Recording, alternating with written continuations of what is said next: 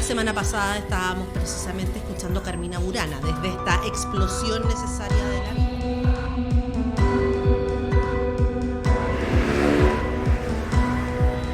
Una voz laica, pluralista y tolerante. Estás escuchando Radio Universidad de la República. Y estamos en Radio Universidad de la República, en Agenda Cultural, conversando con un amigo, Patricio Silva, desde Temuco, desde la Araucanía. ¿Cómo estás, Patricio?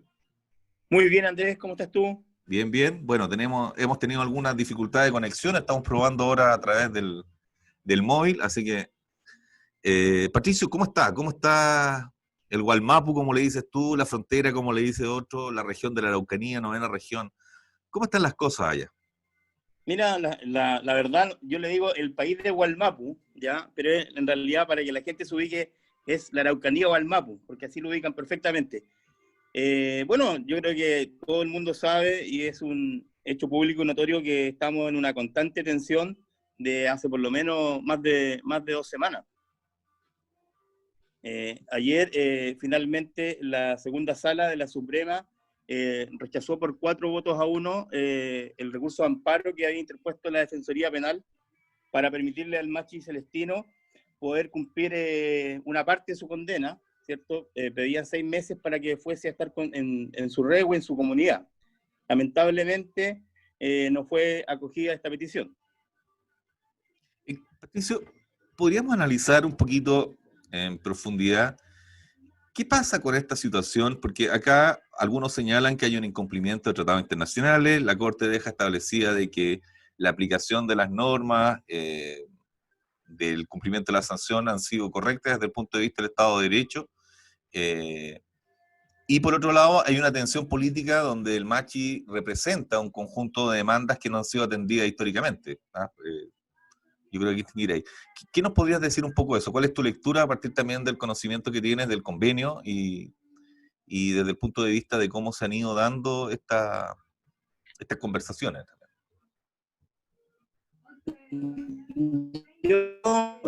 Tú me preguntas, mi opinión dice relación con que lamentablemente el Estado de Chile no ha dado cumplimiento, porque tal vez yo creo que no previó cuál era el alcance a la hora de ratificar el convenio 169. Entonces, lamentablemente partimos de un error y se incumple tanto ese convenio como otras normativas internacionales sobre la materia. Además, y esta ya es mi opinión, yo creo que hubiese sido una muy buena señal, ¿cierto?, que el Estado chileno hubiese permitido que el Machi hubiese ido por no a cumplir el resto de la condena. Recordemos que él está condenado a 18 años, ¿ya? Pero sí, por razones propias de su cultura, ¿cierto?, ir a estar en su rehue 6 meses, que es lo que se solicitaba, ¿ya? Ahora, pero yo creo que actuamos mal, como actuamos mal en varias cosas. Fíjate que si uno hace un poco de memoria, el año 2010, en el gobierno de Piñera I, el líder de la CAM, Héctor Yaitul, estuvo en huelga de hambre en el Manzano, en Concepción. No sé si te acuerdas. Sí, perfectamente. Producto de esa huelga se dio también una discusión similar. Yo lo revisaba. Y en esa oportunidad, tanto Gendarmería, ¿cierto?, como el gobierno estableció que se iban a hacer los estudios para efectos de precaver en el futuro situaciones similares, ¿ya? Y no se improvise.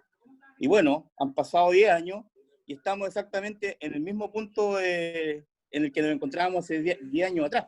Es decir, no hubo la preocupación, no se hicieron las reglamentaciones ni las adecuaciones del caso, porque de hecho al ratificar el Senado de Chile el convenio, lo que hay que hacer también, hay que hacer una serie de adecuaciones en nuestro ordenamiento jurídico.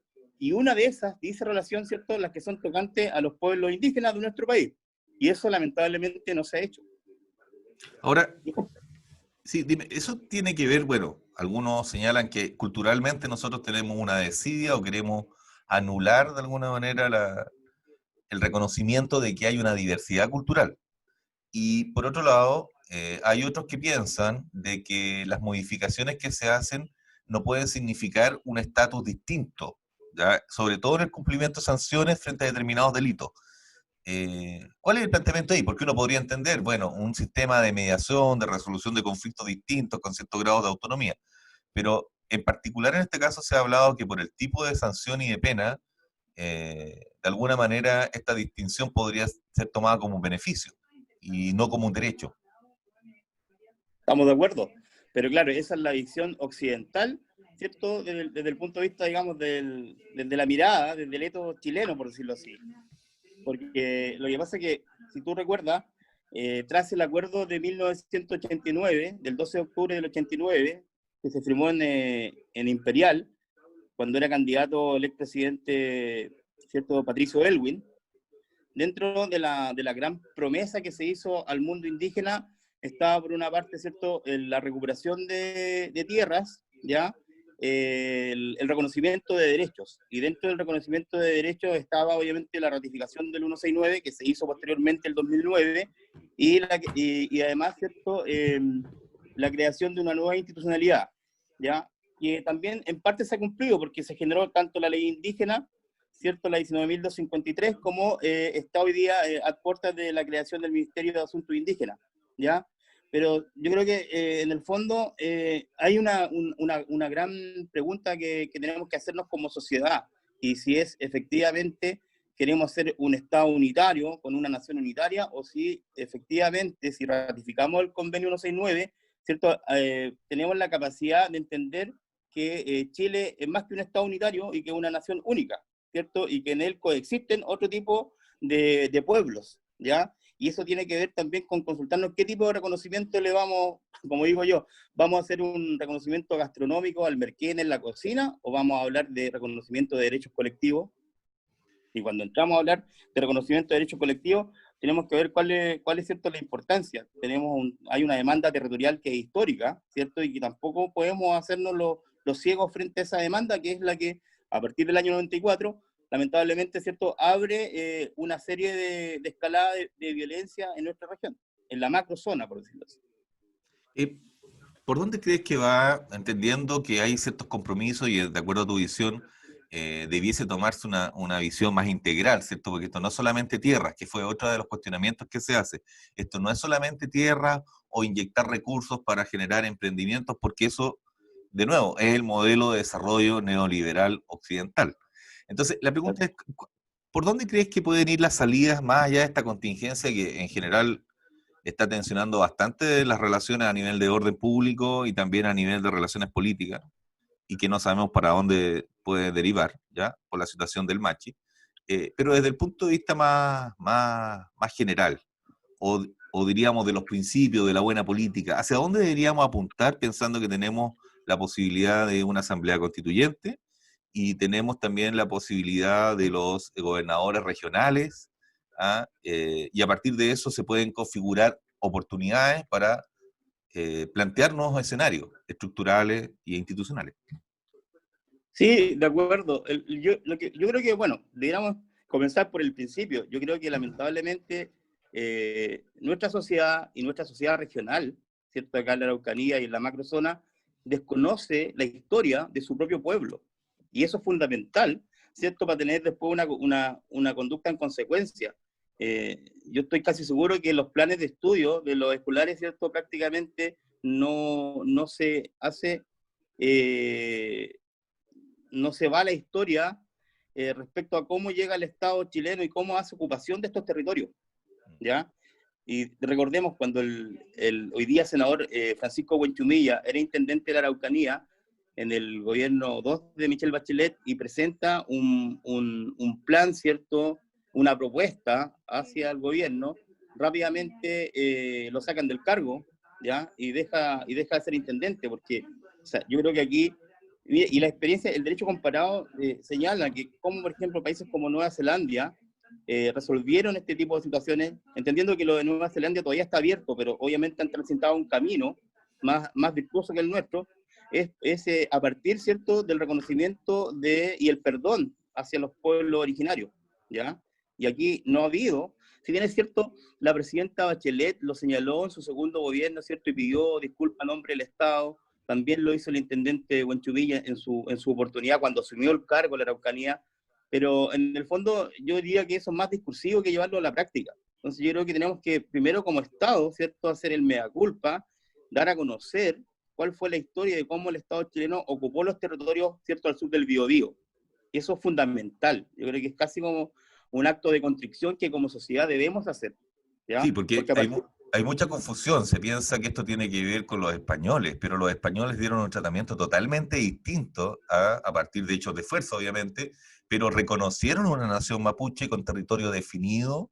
Está claramente señalado, no recuerdo cómo se llama el último tratado, pero se señala que hay una nación con autonomía, ya se señala que no van a haber incursiones más allá del territorio que está establecido como la frontera, y que va a haber prioridad de comercio. Por lo tanto, la discusión que tenemos ahora respecto al tema de reconocimiento de la nación mapuche eh, es un tema que lo tenemos como país chileno, o sea, como Estado-nación chileno, no como herederos de la tradición española que bien o mal llegó a una concepción de cierto grado de autonomía y igualdad con este pueblo que se opuso a su ocupación, y que incluso llegaba hasta Chiloé, porque ahí la idea era, el territorio abarcaba hasta Chiloé y también se reconocía la zona argentina. Muchos dicen que con profundo conocimiento de que el territorio del Gualmapu va desde el Pacífico hasta el Atlántico, ¿cierto? Y que eso viene a conformar la gran nación, ¿ah? Con diferentes desarrollos en función del reconocimiento. Tú me dices, bueno, hay que hacer un acto de constricción o de reconocimiento. Hay que, hay que sentarse a conversar y cómo también. Porque nosotros siempre pensamos que hay una autoridad y si bien es cierto, se dice que el pueblo mapuche se tiene la falta de concepción de que no es jerarquizado, pero es más bien horizontal. ¿Ah? Es jerarquizado para tomar resoluciones, pero es horizontal en su organización. Entonces, eso complica mucho, supuestamente. ¿Ya?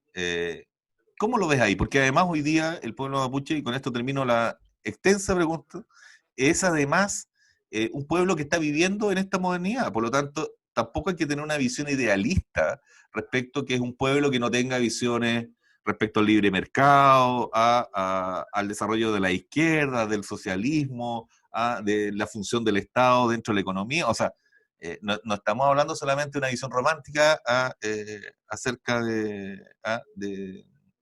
temas históricos, estamos hablando de que ellos viven hoy, como cualquiera de nosotros, conectados a una red social y por lo tanto tienen una propia interpretación de lo que está pasando también con la posglobalización.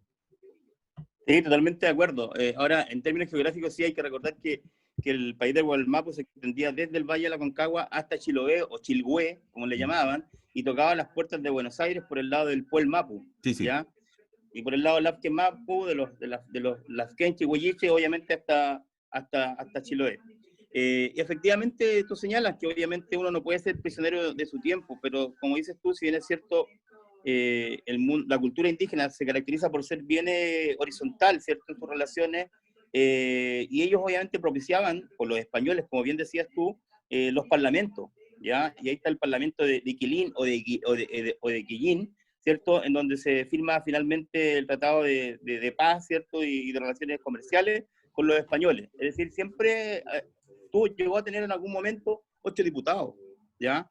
Es decir, yo creo que digamos, a propósito del proceso constituyente en el que estamos inmersos como sociedad, yo creo que esa es la oportunidad, ¿cierto?, de volver a parlamentar y de poder ver a través de los escaños reservados, poder darle expresión política, ¿cierto?, al mundo indígena. Y obviamente empezar a discutir también, yo creo que es súper importante, dentro de la propuesta del senador Buenchumilla está la de un estatuto de autonomía.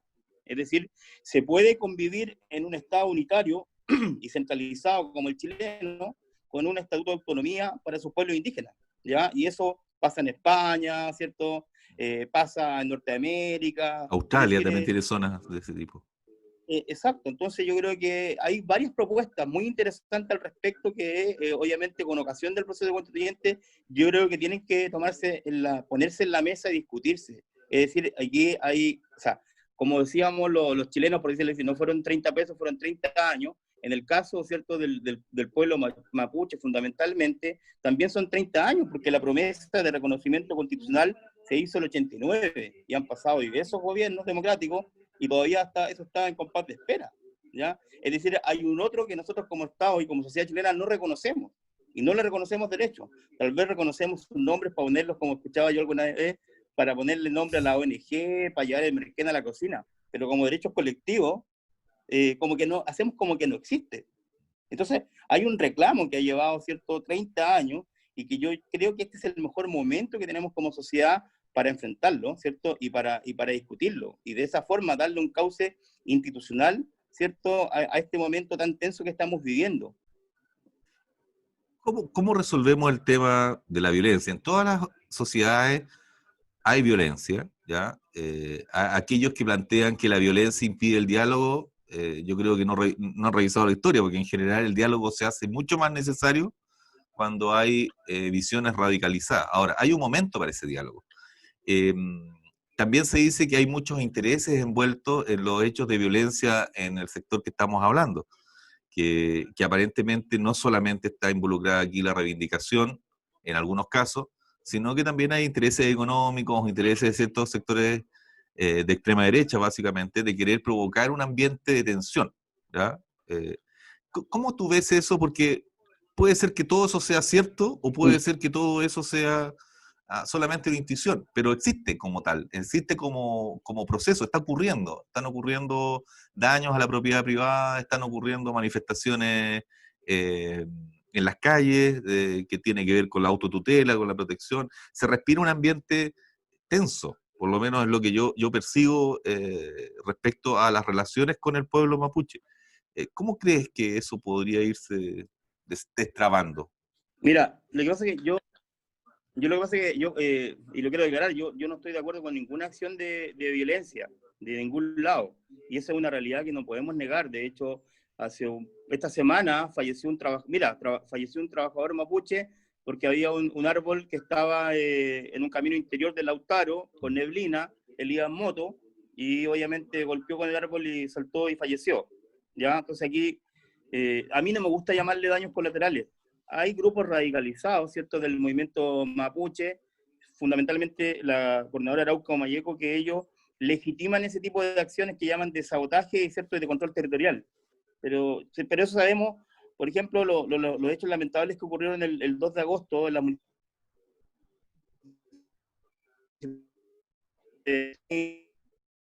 ¿cierto? Y siempre sabemos cuándo empiezan esos hechos, pero no sabemos cómo y cuándo terminan. Y eso es peligroso, ¿ya? Pero eso yo creo que hay que condenarlo. Entonces, uno está en contra de la violencia, de actos violentos, digo, pero uno puede explicarse también por qué ocurre eso. Y eso también está muy relacionado con el modelo de desarrollo extractivista que nosotros tenemos como país. Y tú te das cuenta, ¿dónde están ubicados los conflictos? Generalmente, ¿cierto?, en zonas donde hay población indígena están instaladas las forestales. Sabemos el daño que le ha provocado, ¿cierto?, el sector forestal a la vida de las comunidades. Hay un documental muy bueno que se llama Lumaco. Lumaco significa agua de luma, y cómo prácticamente no hay comunidades indígenas que puedan tener agua, porque las plantaciones finalmente, ¿cierto?, secan el suelo. Exactamente. Después tú te vas para la zona alta del Gualmapu, de la Araucanía, y encuentras cómo de alguna forma se han ido instalando piscicultura, que han empezado, ¿cierto?, a los cauces, a dañar los cauces, a dañar todo el ecosistema que se desarrolla alrededor. En el norte, las comunidades diaguitas tienen el problema con el agua y las mineras, ¿ya? Entonces, eso también, y la piscicultura en el sur, como los fiordos de Chiloé fueron finalmente, fue tal el daño que finalmente dejaron los centros agrícolas, ¿cierto?, tirados, y ahí prácticamente no hay vida. Entonces también nos lleva a la conversación, y nos debiese llevar a la conversación de qué tipo de modelo de desarrollo queremos para nuestro país, y cómo conversamos con los pueblos indígenas en ese aspecto. Entonces, mientras no discutamos ese tema de fondo, yo creo que los actos de violencia lamentablemente no van a terminar. Ahora, lo que tú me estás planteando no solamente afecta a los pueblos originarios, tenemos el tema de Ventana, caso de Ventana, tenemos el tema de la cuarta región costa, ¿ya? ¿Por qué se está provocando violencia en esa zona, entre comillas, y por qué no se provocan actos violentos en otras zonas? Porque uno podría decir, bueno, estamos enfrentados a una situación compleja a nivel ambiental, a nivel de modelo, de distribución de la riqueza también. Sin embargo, aparentemente hay solamente un espacio de la población que está representando sus demandas o una oposición manifiesta a esto. Yo tampoco valido la violencia y también quiero tratar de explicarla, pero llama la atención de que siendo este un elemento que está presente en diferentes territorios del país, se está expresando de diferentes maneras. Estoy pensando que sin Freirina, cuando hubo el tema con ¿te acuerdas? Con la gripe porcina y los cerdos Sí, y sí. esa famosa planta también que dejó sin agua a un territorio, hubo violencia, ¿ah? Pero no violencia organizada, hubo una respuesta de la comunidad en desórdenes. ¿Crees que aquí hay algo más? Aparte de que existan sectores radicales que validen la violencia, ¿existe otro interés aparte de estas reivindicaciones? ¿Hay alguna necesidad política Mira, de mantener un conflicto? o sea, yo primero distinguiría que los episodios que vimos en Freirina, ¿cierto? En las zonas de sacrificio en Ventana, lo que vimos después en Aysén, yo creo que son también fenómenos de reciente data y que tal vez están en desarrollo. Tenemos que pensar que el conflicto que tiene el Estado chileno con el pueblo mapuche, ¿cierto? Se arrastra a lo menos del año 94, A cuando lo hubo el bueno. primer atentado en Lumaco, ¿ya? Ahora, aquí de repente, ¿cierto? Se generan mitos. Yo recuerdo cuando, siendo senador, Espina, ¿cierto? Acá por la Araucanía, él señaló con mucha fuerza, y también el fiscal regional de la época, de que aquí había toda una preparación, ¿cierto? Y había capacitación de grupos radicalizados por parte de la FARC. Mm.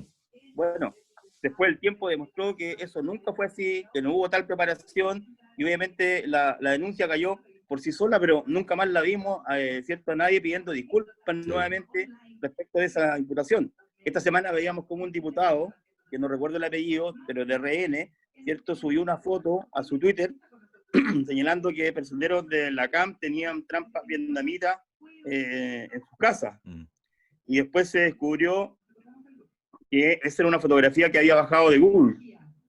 Entonces yo creo que se tejen muchos mitos respecto a eso. Yo desconozco si hay un tal nivel de organización.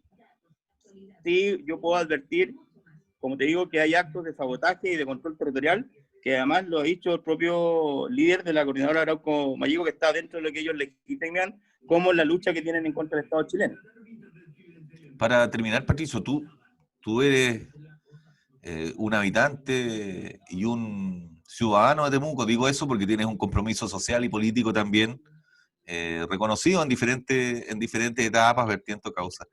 ¿Cómo están las relaciones de las personas, de los vecinos en Temuco? Porque este tema, visto desde Santiago, es una noticia policial, por llamarlo así, o una conversa política.